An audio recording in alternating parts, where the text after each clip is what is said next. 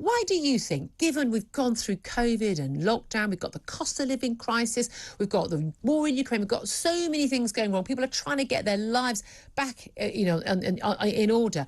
Why do you think it's right for these railway workers to go on strike? Well, look, like every other worker in this country, rail workers have had a pay freeze for the past 3 years.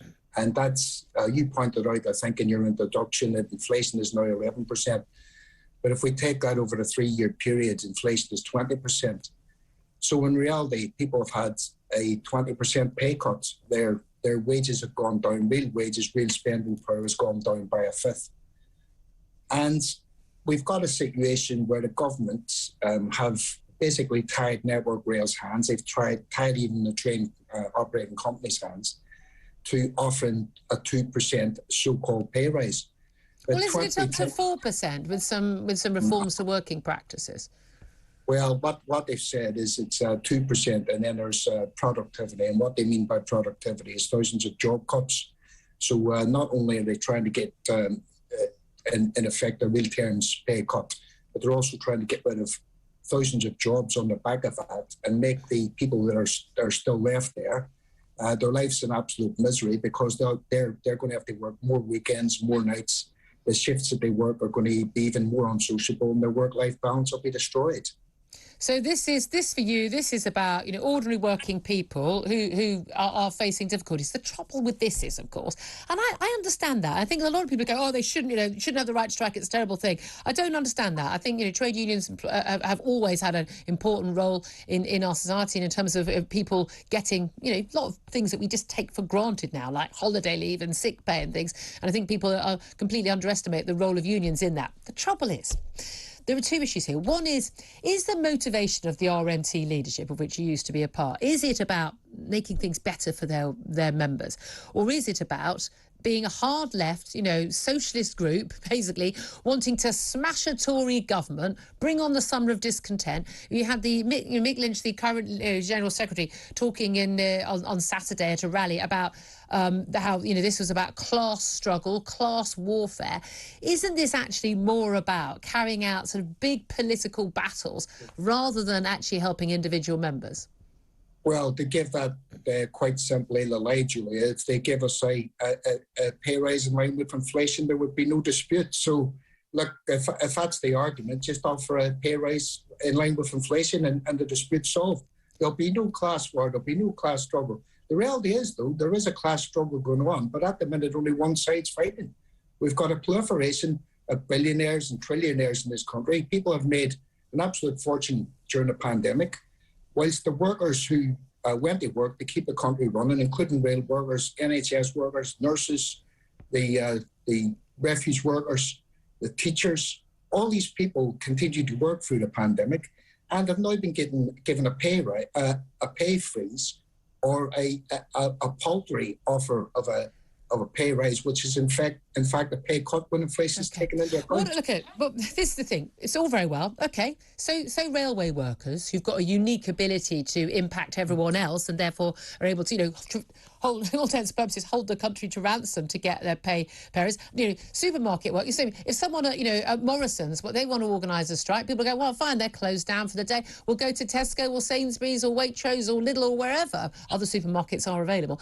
Railways, people go, well, I haven't got the option. I might have to go National Express coach or I'll drive if I've got a car, but realistically, you can hold the country to ransom. But most unions can't do that. If we did see 10, 11% pay rise going to rail workers, I mean, every other worker in the country, particularly public sector unionised workers, would say, well, I'll have mine too.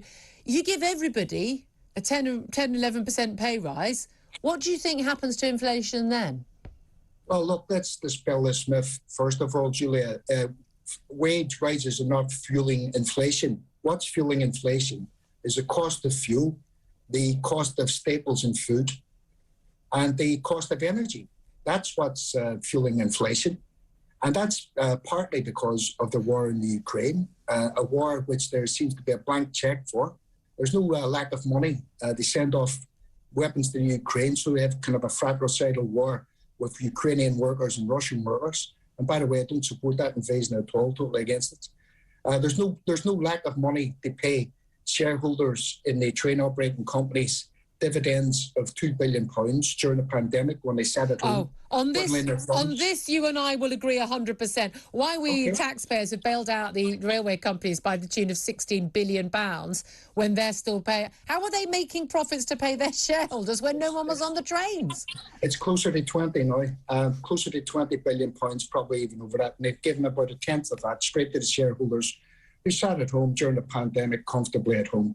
We have the absolute waste of money. The Tory party donors were given contracts for PPE that wasn't the standard. Yeah, no, but we know all that. So, you know all that, right? But the reality is this: we're in the middle of a biggest redistribution in my lifetime of wealth from the poor to the rich, and it's got to stop. It's got to stop. And is this the way to stop it? Is there a plan?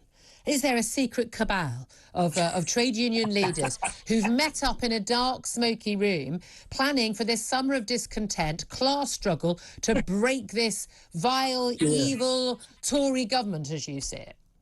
Julia, right. I wish that was true. It's interesting. You wish that was true. I wish that was true, right? But the reality is probably more of them are sitting on the board of MI5 and some other secret service. They've totally infiltrated most of the trade union leadership. Arthur Scargill will tell you that was the experience during the miners' strike.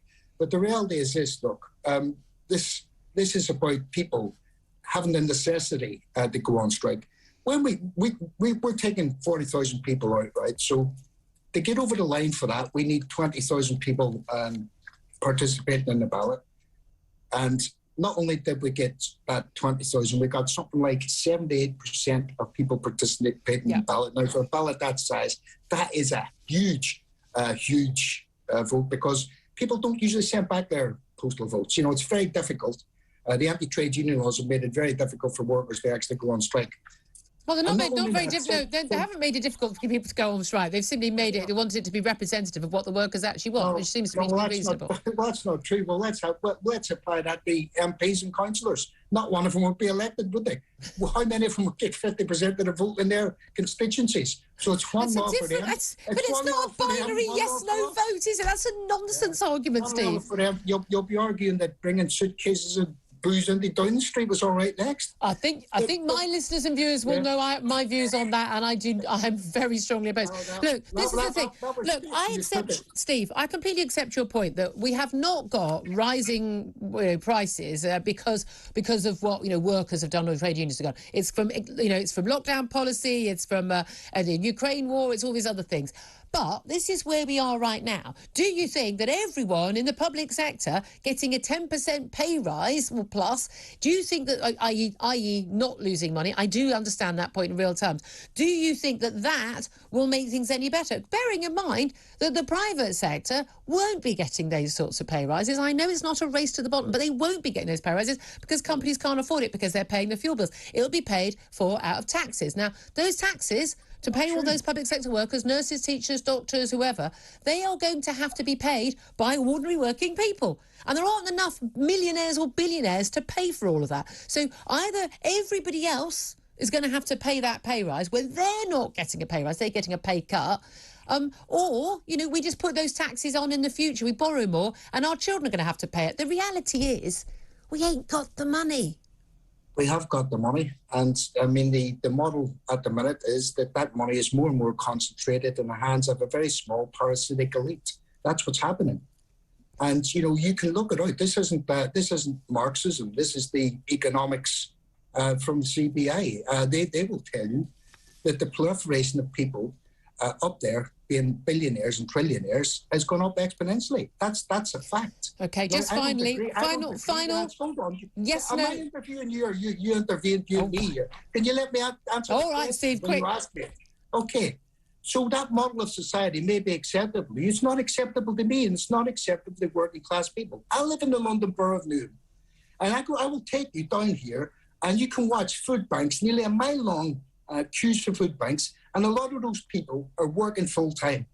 Now, this model of society we're in at the minute is not even paying people enough to subsist, not paying people enough to have food, heat their home, pay their rent, and rear the children. It's not on. OK. Final yes-no answer, if you will. Will these strikes succeed? I think they will succeed. And just to finally say, I wish rail workers could go out and strike for every worker in this country, every working class people, to give them all a pay rise, whether it be in the public sector or the private sector. Steve Headley, we'll have to leave it there. Great to talk to you.